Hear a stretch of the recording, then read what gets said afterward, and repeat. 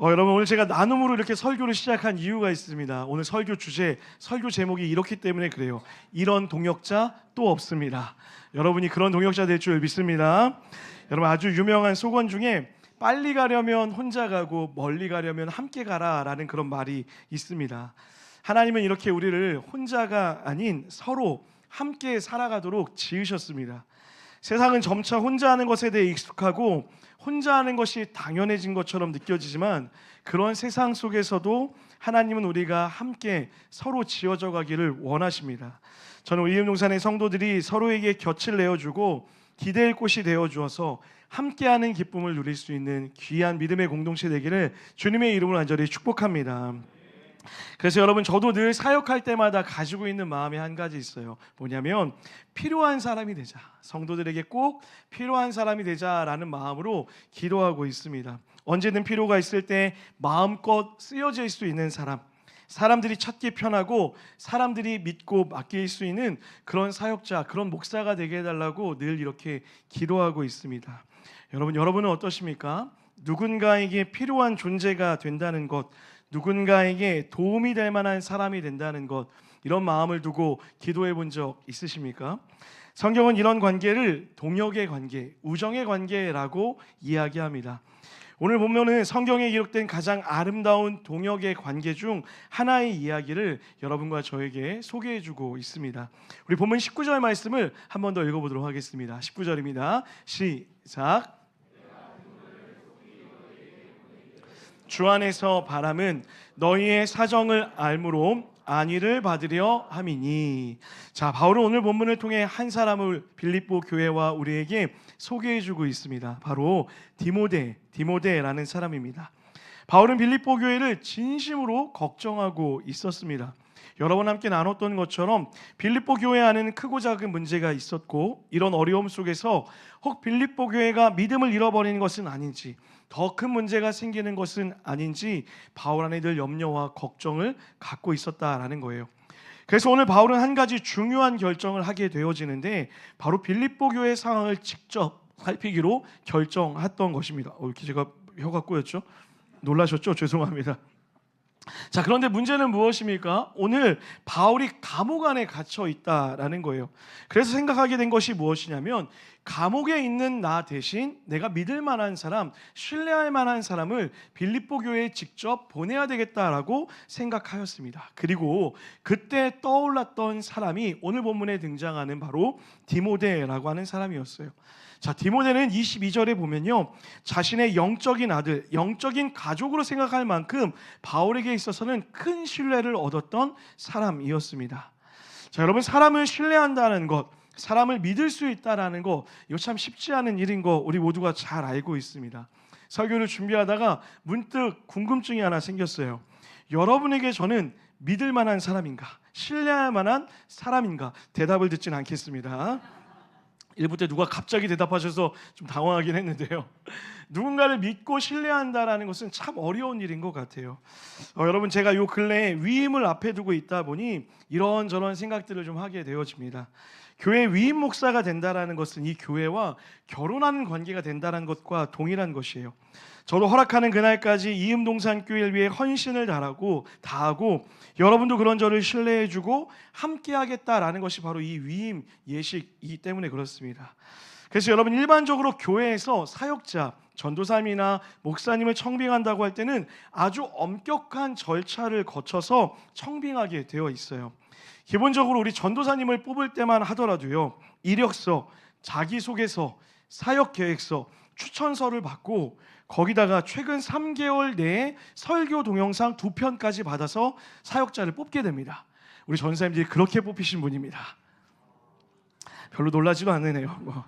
담임 목사가 청빙되는 경우는 더 엄격합니다. 위에서 말한 내용 외에도 학위 논문을 제출하기도 하고요, 목사 부부의 건강검진 결과도 제출해야 됩니다. 그리고 이게 1차 서류 검사예요. 여기서 통과되어지면 3명 정도를 최종 후보로 추리게 되어집니다. 그리고 최종 3명을 데리고 설교 오디션을 봐요. 모든 성도들 앞에서 설교를 하게 되시고 그 중에 한 명을 뽑아서 끝이 아니라 이제 압박 면접을 하게 됩니다. 심층 면접을 하게 되는 거예요. 어떻게 살아왔는지, 비전이 무엇인지 여러 가지 질문을 던져요. 한 교회에서는 방 안에 가둬두고 성경책 한 권을 준다고 해요. 그리고 1시간 내에 성경책만 보고 설교를 작성하라라고 이렇게 이야기하는 교회도 있다라고 이야기합니다. 그렇게 뽑힌 한 사람이 그 교회의 위임 목사, 청빙 목사가 되어지는 거예요. 여러분 속으로 나는 목사님을 그렇게 뽑은 적이 없는데 나는 그런 눈으로 저를 바라보고 계신 건 아니시죠? 다행히 우리는 개척교회여서 이 모든 것을 킵하고 지나갔습니다. 저 스스로 청빙하고 저 스스로 점검하고 저 스스로 이력서를 내서 제가 이곳에 왔습니다, 여러분. 얼마나 감사한지. 제가 그 기준을 통과할 수 있었으니까 지금 생각해보면 얼마나 아찔한지 모르겠어요. 이렇게까지 사역자 한 명을 뽑을 때에도 여러 가지 절차를 거쳐서 뽑는 이유가 무엇일까요? 신뢰할 만한 사람을 함께하고 싶기 때문이라는 거예요. 마찬가지입니다. 오늘 바울도 디모데를 향하여서 신뢰감을 보여주고 있어요. 자, 그렇다면 바울은 어떻게 이 디모데를 향한 신뢰함을 갖게 되었을까요? 디모데가 갖고 있는 마음이 어떠하기에, 디모데가 가지고 있는 것이 도대체 무엇이기에 그 신뢰의 마음을 표현하고 있는 걸까요? 오늘 우리는 이 말씀을 통하여서 하나님이 찾으시는 동역자, 신뢰할 만한 관계는 어떻게 맺어지는지 두 가지로 한번 살펴보기를 원합니다. 먼저 첫 번째, 주님이 찾으시는 동역자의 모습은 우리 화면 보면서 다 같이 한번 읽겠습니다. 시작. 그 자리에 있어주는 신실한 사람입니다. 자, 본문 21절 말씀을 다 같이 한번 읽겠습니다. 21절입니다. 시작. 구하지 아니하되. 사람들이 자기 일을 우선하며 살아갈 때에 디모데는 그리스도 예수의 일을 우선했던 사람이다라고 본문이 기록하고 있어요. 여러분, 사실 바울이라고 하는 이 사람은 굉장히 깐깐했던 사람입니다. 사도행전 15장에 보면 바울이 동역자 문제로 다투는 장면이 기록되어져 있어요. 바울과 바나바라고 하는 사람이 1차 전도 여행을 함께 다녀오게 되었습니다. 그리고 전도 여행을 마치고 2차 전도 여행을 준비하려는 중에 바나바라는 사람이 한 사람을 또 함께 가자고 이야기해요. 그 사람이 바로 마가 요한이라고 하는 사람이었습니다. 1차 전도 여행 당시에 이 마가 요한도 사실은 함께 동행을 하였는데 중간에 어찌된 영문인지 그 여행이 너무 힘들었다라고 이야기하며 고향으로 도망쳐 버리게 되었습니다. 그리고 2차 여행이 다시 시작되려고 하는 그때 바나바가 바울에게 마가 요한이 이제 마음을 다시 잡았으니 선교 여행을 함께 다시 떠나자라고 이렇게 추천하며 데리고 온 거예요. 그런데 바울은 단호하게 책임감 없이 돌아갔던 사람과는 함께할 수가 없습니다 라고 이야기하며 마가 요한과 함께 2차 전도 여행을 가는 것을 극구 사양하고 반대하게 되어집니다. 결국 바울과 바나바는 다투고 각자의 길을 걸어가게 되었어요. 하지만 훗날 이후에 바나바와 그리고 마가 요한과 모두 회복되어지긴 했지만 이 모습에서 바울이 얼마나 동역자를 고르는 기준이 깐깐했는지를 살펴볼 수 있다는 거예요. 그리고 그 다음 장에 바로 디모데라고 하는 사람을 만나게 돼요. 그리고 말씀드렸던 것처럼 디모데와 바울은 영적인 가족, 영적인 아들이라 말할 정도로 친밀한 관계를 맺게 되어지게 됩니다. 어떻게 해서 바울이 그 마음을 품게 되었는지 디모데후서라고 하는 서신을 보면은 그 이야기를 우리가 살펴볼 수 있어요. 디모데후서 1장 3절에서 5절까지 제가 그만할 때까지 읽겠습니다. 시작.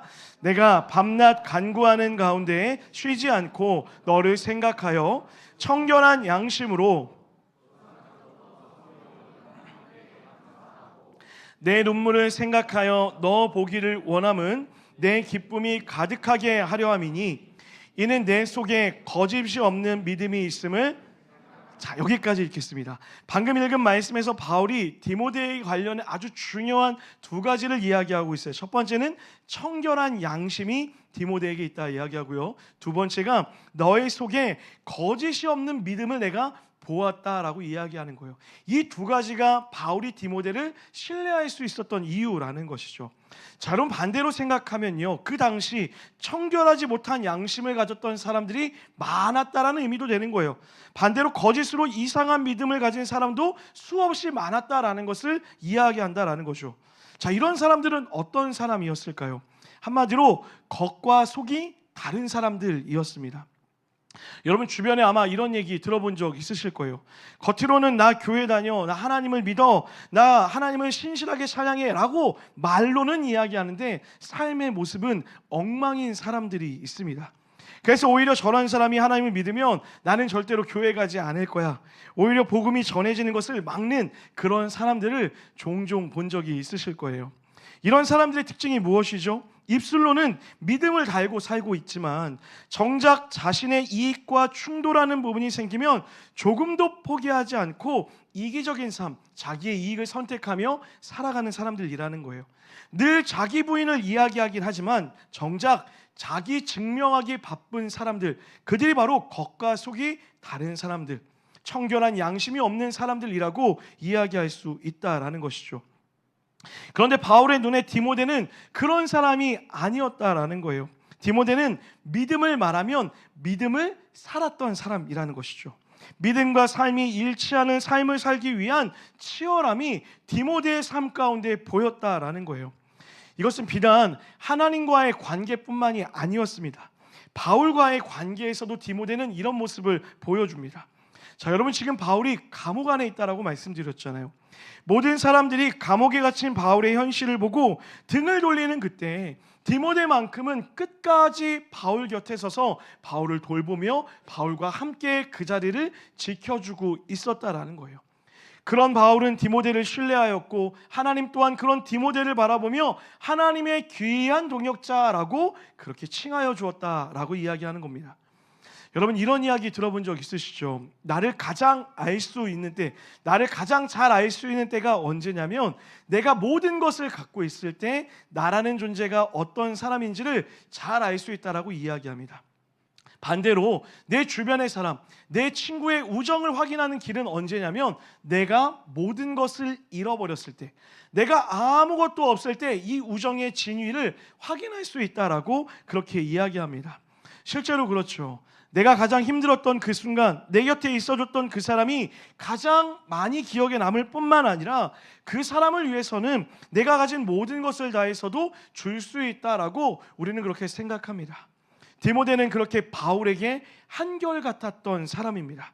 바울이 감옥에 있던, 바울이 어디 곳에 있던 바울을 믿었기에, 그와 함께하기로 작정했기에, 약속했기에 늘 그 자리를 신실하게 지켜주고 있었다라는 것이죠.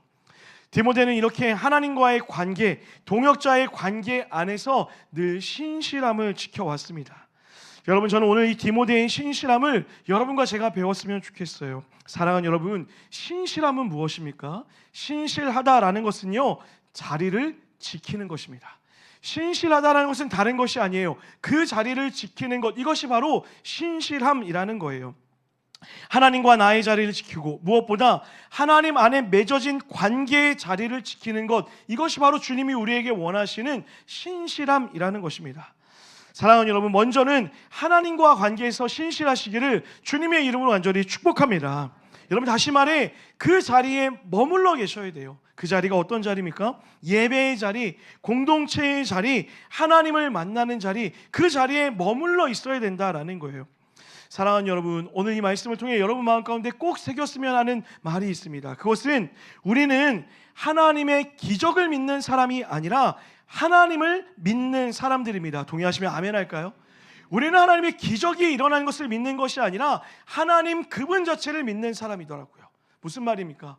여러분 매일 삶 가운데 기적이 있습니까? 물론 우리의 매일의 삶에 기적이 일어나고 하나님의 놀라운 은혜가 있으면 좋겠죠. 그러나 안타깝게도 우리가 아는 것처럼 매일매일 우리의 삶에 기적이 일어나는 것은 아니라는 거예요. 그러나 내 삶에 기적이 없을 때에도 하나님은 여전히 그 자리에 우리와 함께 하시기에 우리 또한 늘 그 삶의 자리를 신실하게 지킬 수 있어야 된다라는 거예요. 때로는 여러분 그렇게 드려지는 예배가 예전만큼 느껴지지 못할 때도 있을 것입니다.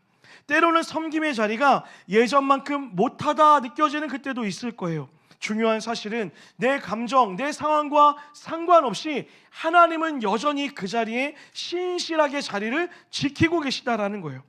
내가 원하는 응답이 없고 내가 원하는 변화가 없더라도 내 감정이 예전처럼 뜨겁지 않더라도 하나님은 여전히 그 자리에 늘 우리와 동행하며 함께하고 있다라는 것이죠. 그런지 우리 또한 그 하나님이 있는 그 자리에 신실하게 있기로 결정해야 된다라는 거예요. 여러분, 제가 개척하고 나서 가지고 있는 고민 중에 하나가 이런 고민이 있어요.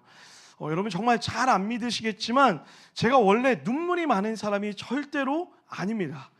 근데 이상하게 개척하고 나서부터 설교할 때마다 그렇게 자꾸 눈물이 나고 울게 됐던 것 같아요. 그러다 보니 어떤 사람은 가끔 이런 얘기를 해요. 목사님 연기하는 것 같아 라고 이렇게 말하는 사람도 있더라고요. 그런 분들은 제가 한 주 우는 게 아니라 2주, 3주 연속으로 4주 우는 걸 보면서 연기가 아니다라는 걸 깨달으시더라고요. 저 정도 울 정도면 대단한 연기가다, 연출가다 뭐 이렇게 생각을 하시는 것 같아요. 또 어떤 분은 이런 얘기를 하시는 분도 있어요. 오늘 목사님이 안 우셨네. 마음이 좀 바뀌셨나? 예전만큼 아닌 것 같아. 감동이 좀 덜한가? 약간 이런 고백을 하시는 분들도 간혹 있는 것을 보게 됩니다. 오늘 예배 끝나고 제가 우는지 안 우는지 한번 지켜보세요, 여러분. 여러분, 그래서 언젠가 한 번은 이런 마음이 들더라고요. 참 어리석은 생각인데 내가 예배 때 매일 울어야 하나? 적어도 3분의 1은 울려야 그 예배가 은혜 있는 예배인가? 제가 그런 생각이 들더라고요. 여러분, 질문 드려볼게요. 예배 때 많은 사람이 울면 그 예배는 성공한 예배입니까? 아니죠, 여러분. 예배의 사람이 울던 기뻐하던 어떤 환경이든 촉촉한 마음이든 어떤 환경에 있던 그 예배는 하나님이 받으시는 순간 그것이 성공한 예배일 줄 믿습니다. 그런데 여러분, 우리는 가끔 안타깝게도 눈에 보이는 현상과 마음의 변화로 하나님과 나의 관계를 설정하려고 할 때가 있다는 거예요. 내 마음이 뜨거우면 하나님을 사랑하는 그 마음이 더 뜨거운 것처럼 느껴지고, 내 마음이 조금 처져 있으면 하나님을 사랑하지 않는 것처럼 착각한다라는 것이죠. 사랑은, 여러분, 진짜 사랑은 무엇입니까? 사랑은 늘 그 자리에 함께하는 거예요. 좋을 때나 슬플 때나 비바람이 불 때나 고요할 때나 모든 순간에 함께하는 것이 바로 사랑이라는 거예요.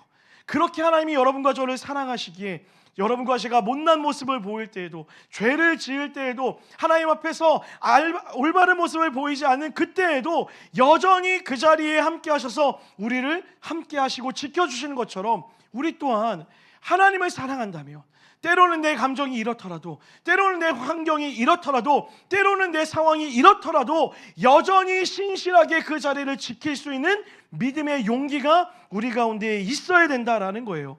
이것이 바로 하나님 앞에 지켜야 되는, 동역자로서 가져야 되는 신실한 태도라는 거예요. 저는 여러분이 하나님께 신실한 동역자 되시기를 주님의 이름으로 간절히 축복합니다. 사람을 향해서도 마찬가지입니다, 여러분. 여러분, 이 시대가 어떤 시대죠? 철저하게 만족과 이익을 중심으로 살아가는 시대잖아요. 내게 도움이 될 것 같은 사람, 내게 도움을 줄 수 있을 것 같은 사람, 내 필요를 채워줄 수 있는 사람과 관계하라고 이렇게 이야기해요. 그러나 하나님이 요구하시는 신실함이 무엇입니까? 나와 관계 맺고 있는 사람과 함께하는 그 자리를 끝까지 지켜야 된다라고 이야기하는 거예요. 그 사람이 실패를 경험하고 지쳐있을 그때에, 그래서 나에게 어떤 도움도 되지 않는 것처럼 보여지는 그때에 끝까지 자리를 지켜주는 것이 하나님이 명하시는 동역자의 삶이다라고 우리에게 말씀하고 있어요. 사랑하는 여러분, 저는 우리가 서로에게 그런 존재가 되었으면 좋겠습니다. 그저 필요에 의해 반응하고 필요가 사라지면 곁을 떠나는 공동체가 되는 것이 아니라, 하나님이 나를 당신에게 보냈으니 내가 당신의 곁을 끝까지 지키겠습니다. 내가 당신의 곁에 늘 함께 하겠습니다. 가장 힘든 그 순간에도 내가 당신의 기댈 곳이 되어주겠습니다. 그렇게 고백하며 그 자리에 머물러 줄 수 있는 동역의 삶을 주님이 여러분과 저에게 원하신다라는 거예요.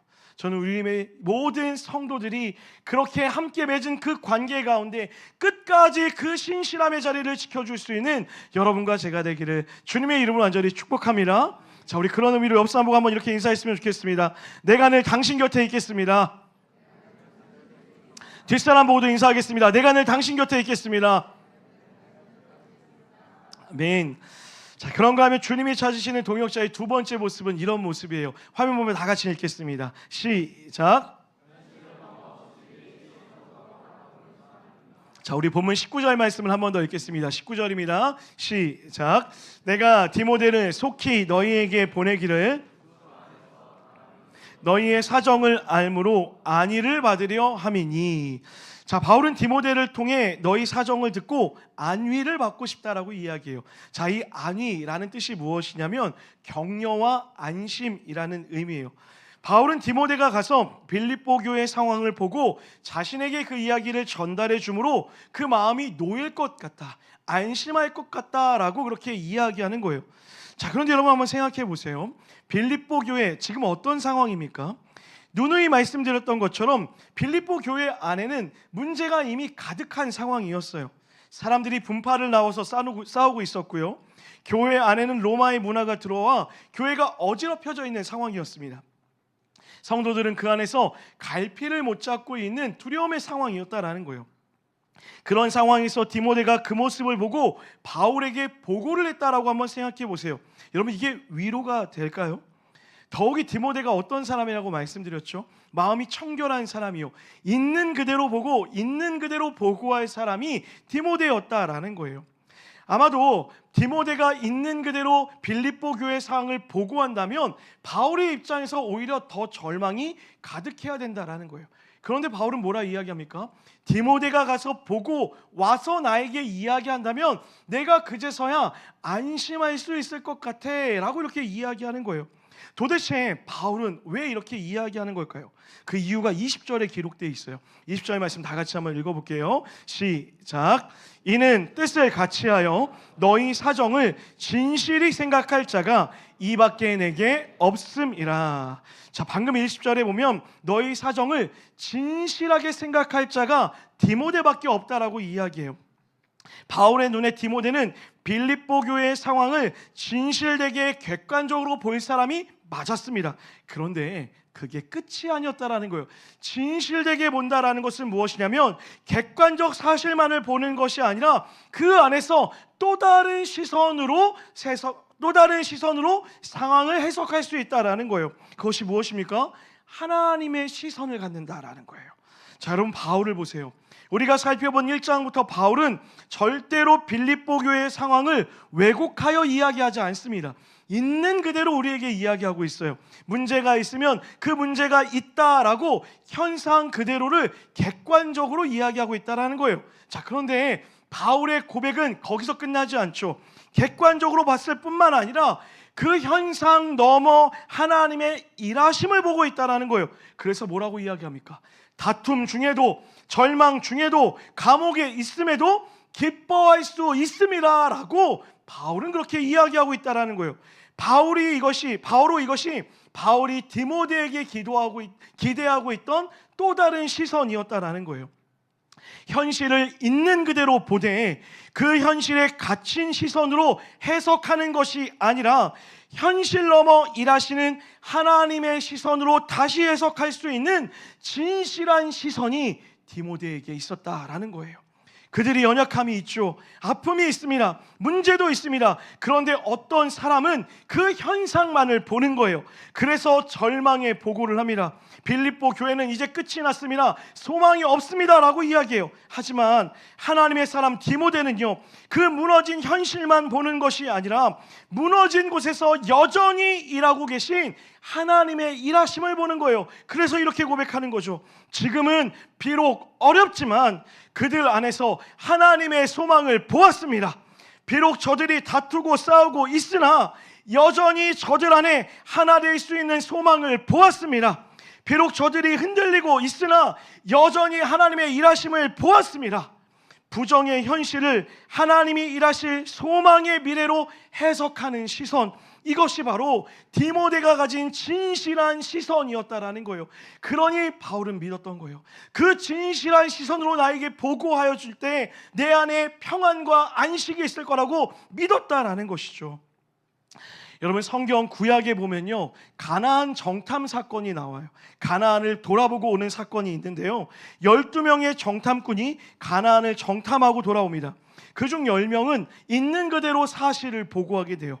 그 땅은 젖과 꿀이 흐르는 땅이 맞습니다. 하나님이 약속하신 그 모습대로 풍요의 땅이 맞습니다. 하지만 그 땅에 살고 있는 백성은 힘이 세고 강하였습니다. 성은 견고한 요새 같았습니다 라고 있는 그대로 객관적인 사실을 보고합니다. 그리고 그 뒤에 뭐라고 해석합니까?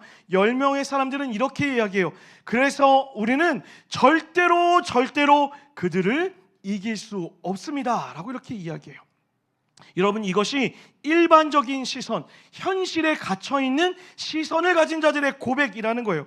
그런데 여러분, 나머지 두 사람 여호수아와 갈렙의 고백은 무엇이었습니까? 맞습니다. 그들이 이야기했던 것처럼 적과 꿀이 흐르는 땅도 맞고 그 안에 우리보다 강하고 큰 힘을 가진 사람이 있는 것도 맞습니다. 성읍은 요새와 같아서 난공불락처럼 보이는 것도 맞습니다. 동일하게 사실을 그대로 고백해요. 그런데 여러분, 그 뒤에 이 두 사람은 뭐라고 이야기합니까? 그렇지만 우리가 이기지 못할 이유는 없습니다. 왜요? 하나님이 약속하셨기 때문입니다. 하나님이 우리와 함께 하시기에 반드시 이길 수 있습니다 라고 그렇게 이야기하고 있다는 거예요. 똑같은 사실을 봤어요. 똑같은 현실을 봤어요. 그런데 10명의 사람은 부정의 현실에 갇혀 내 삶이 부정으로 끝난다고 이야기하고 있는데 2명의 사람만큼은 그 부정의 현실 가운데서 소망의 하나님의 일하심을 믿음으로 고백하고 있다라는 거예요. 여러분, 이것이 여러분과 제가 가져야 되는 디모데의 시선, 진실한 시선, 믿음의 시선이라는 거예요. 사랑하는 여러분, 우리의 현실을 봅니다. 얼마나 답답합니까? 막막하기도 해요. 불편하기도 합니다. 두렵기도 합니다. 여러분, 이것이 사실일 거예요. 그러나 여러분, 우리는 사실이 아니라 진리를 믿는 사람입니다. 동의하시면 아멘 합시다. 여러분, 그 하나님이 우리에게 뭐라고 이야기하십니까? 불편함 가운데 반드시 일하실 것이라 말씀하십니다. 두려움 가운데 소망을 주실 것이라 말씀하십니다. 어려움 가운데 일어나게 될 것이라 말씀하고 계시다라는 거예요. 그러니 여러분, 우리는 있는 그대로의 현실에 갇혀 살아가는 자들이 아니라 현실 너머의 하나님의 일하심을 볼 수 있는 진실한 시선을 갖고 나의 삶을 해석할 수 있어야 된다는 거예요. 여러분, 제가 늘 입에 달고 사는 말이 있어요. 됩니다. 될 거예요. 걱정하지 마세요.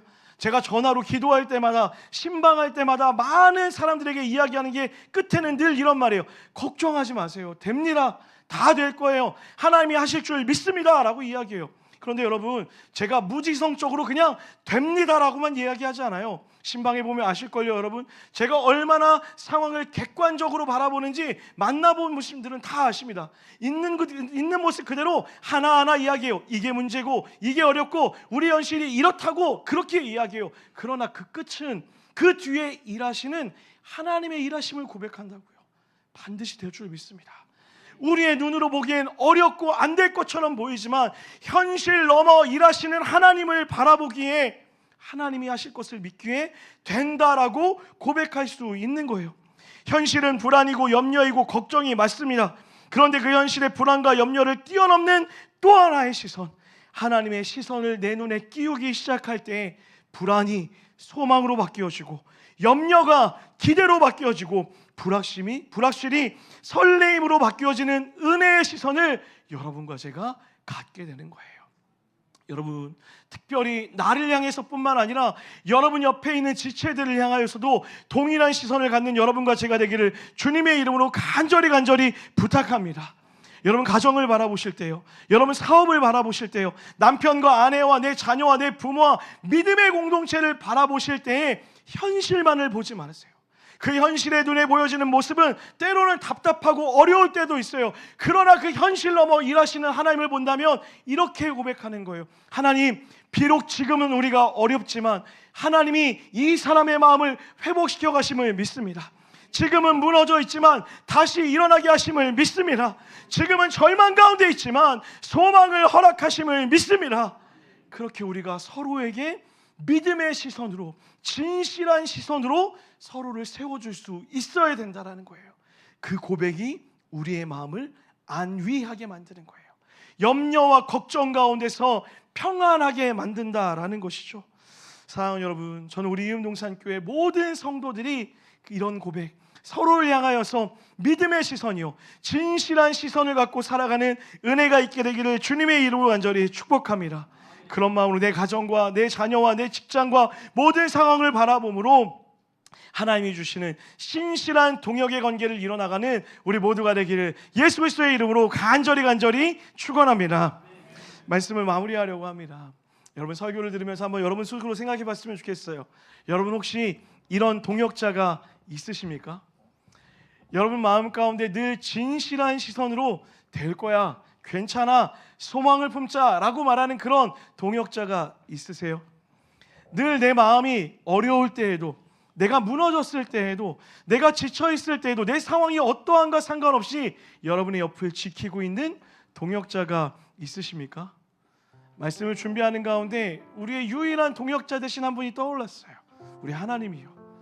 사랑하는 여러분, 하나님은 여러분 삶 가운데 늘 함께 하십니다. 때로는 내가 죄를 짓고요, 때로는 내가 하나님 보시기에 엉망의 삶을 살았더라도요, 하나님은 늘 그 자리에 우리와 함께 하시더라고요. 우리를 버린 적이 없어요. 우리를 내버린 적도 없다고요. 그저 돌아오기만을 그 자리에서 늘 기다리며 함께 하시는 동역자 되신 하나님이 여러분과 제 삶에 있다라는 거예요. 그냥 계실까요? 아니요. 여러분 기도해 보셨어요? 기도할 때마다 주님이 우리에게 말씀하시는 거예요. 뭐라고요? 걱정하지 마, 염려하지 마, 두려워하지 마. 내가 있잖아. 내가 너를 책임질 거야. 내가 너를 돌볼 거야. 내가 너의 삶의 그 어려움 가운데서도 내가 너를 다시 일으켜 세울 거야. 그러니 아무것도 두려워하지 마. 그 진실한 시선으로 연약하고 부족한 여러분과 저를 바라보며 끝까지 지지해주는 동역자 하나님이 우리 가운데 계시다라는 거예요. 여러분 그 하나님을 믿으십니까? 그 하나님을 믿으신다면 오늘 절망 가운데 넘어져 있을 이유가 없는 거예요. 아울러 여러분, 그 하나님을 믿는다면 오늘 우리의 기도는 이런 기도까지 나아갔으면 좋겠어요. 어떤 기도요? 하나님, 내가 그런 동역자 되기를 원합니다. 하나님, 내가 하나님에게 그런 동역자 되게 하여 주십시오. 하나님이 있는 그 자리에 나도 늘 있기를 원합니다. 나도 늘 변함없이 하나님이 있는 그 자리에 있기를 원합니다. 하나님, 하나님을 향해서뿐만 아니라 내 가정 안에서, 내 직장 안에서, 만나는 모든 관계 가운데서, 함께하는 사람들 가운데서 주님, 내가 그런 동역자 되게 하여 주십시오. 진실한 시선을 갖고 잘 될 거야, 힘내, 걱정하지 마, 염려하지 마, 내가 너의 곁에 있어줄게, 내가 너와 함께 걸어줄게, 내가 너를 지켜줄게 라고 말할 수 있는 믿음의 동역자 되게 하여 주십시오. 그렇게 여기 앉아있는 우리 모두가 기도할 수 있어야 된다는 거예요. 설교를 작성하면서 여러분 다짐했습니다. 여러분, 제가 여러분의 동역자가 되겠습니다. 여러분이 어디에 있던, 여러분이 어떤 모습을 하고 있던, 여러분이 어떤 절망의 모습을 하고 있던 그 자리에 늘 함께 하겠습니다. 그리고 여러분에게 늘 동일하게 이야기할 거예요. 잘 될 거예요. 하나님이 함께 하실 거예요. 하나님이 여러분의 삶 가운데 분명 은혜와 축복을 주실 거예요 라고, 그렇게 저는 여러분의 동역자가 되려고 해요. 사랑하는 여러분, 여러분도 저의 동역자가 되시기를 주님의 이름으로 간절히 축복합니다. 저뿐만이 아니라 서로가 서로에게 그렇게 믿음의 동역자가 되어질 때 이 공동체에 주님이 주시는 위로와 평안이 넘쳐나게 될 줄 믿습니다. 누가 그 삶 가운데 동참하기를 원하십니까? 전 이 자리에 앉아있는 우리 모두가 그 삶으로 함께 나아갔으면 좋겠어요. 그래서 이곳에 하나님이 함께 하시는 믿음의 동역자들이 함께하여서 기쁨과 은혜가 충만하게 누려지는 우리 사랑하는 이음의 모든 가족들의 삶이 되기를 주님의 이름으로 간절히 축원합니다. 아멘. 말씀을 마무리하고 설교를 준비하는데 이 찬양이 떠올랐어요. 처음 듣는 찬양이었습니다. 여러분도 아마 오늘 처음 불러보는 찬양일 거예요. 가사의 고백이 이렇습니다. 그대 폭풍 속을 걷고 있을 그때에, 비바람을 마주해야 되는 그때, 불빛조차 보이지 않는 그 답답한 그때에 절대 혼자 걷지 않을 거예요. 두려움 앞에서 하늘을 한번 바라보십시오. 그 위에서 우리를 지켜보고 계신 하나님을 바라보세요. 외로운 그대여 걱정하지 마세요. 꿈꾸는 그 길을 걷고 또 함께 걸어가요. 절대로 혼자 걷지 않을 거예요. 여러분, 이 찬양의 고백이 우리의 고백되었으면 좋겠어요. 처음 부르는 고백인데요, 우리 예배팀이 먼저 한번 부르고 나면 여러분 따라서 같이 한번 불러보셨으면 좋겠습니다. 우리 같이 고백합니다. 그대 폭풍 속을 걷고 있을 그때, 그대 폭풍 속을 걷고 있을 때, 비바람을 마주해야 할 때, 불빛조차 보이지 않아도, 불빛조차 보이지 않아도 걷지 않을 거예요. 두려움 앞에서 하늘을 보아요. 두려움 앞에서 하늘을 보아요. 외로운 그대여 외로운 그대여 걱정 마요. 꿈꾸는 그 길을 꿈꾸는 그 길을 또 걷고 걸어요. 그대 혼자 걷지. 여러분 어렵지 않으시죠? 하나님이 우리에게 말씀하십니다. 함께 고백합니다. 그대 폭풍 속을 걷고 있을 주님이 우리에게 말씀하시는 거예요. 비바람을 마주하는 그때도 바람을 마주해야 할 때 불빛조차 보이지 않는 그 답답한 시간에도요 빛조차 보이지 않아 주님이 우리에게 말씀하십니다. 내가 너와 함께 할 거야. 그대 혼자 걷지 않을 거예요. 우리 한 번 더요. 그대의 폭풍 속을 걷고 있을 때에 속을 걷고 있을 때 비바람을 마주해야 할 때 바람을 마주해야 할 때 불빛조차 보이지 않아도 빛조차 보이지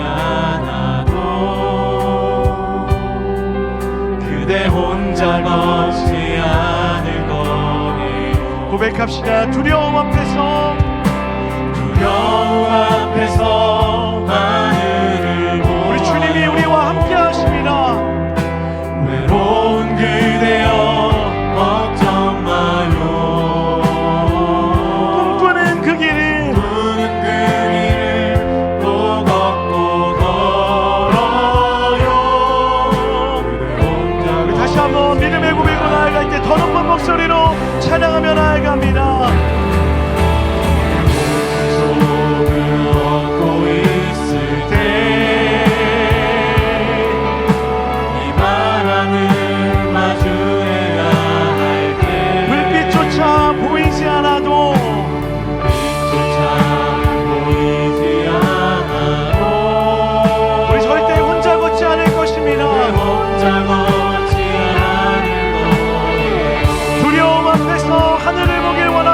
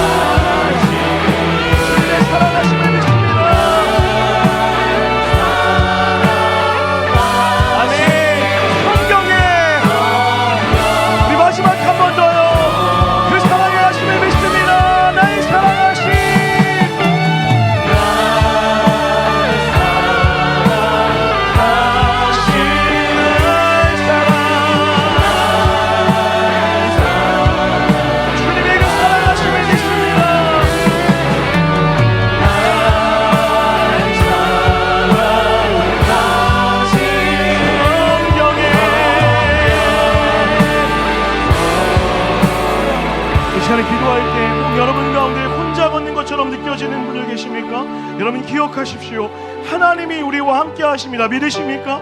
하나님 내 일상의 삶 가운데서 하나님의 함께 하심을 누리는 삶을 살아가게 하여 주시옵소서라고 기도합시다. 또한 기도할 때 주님 나 또한 하나님의 신실한 동역자 되게 하여 주시옵소서라고 우리 시간에 기도할 때 간절히 한번 주의 이름 부르시고 기도하며 나아갑니다. 주님 찾습니다. 주여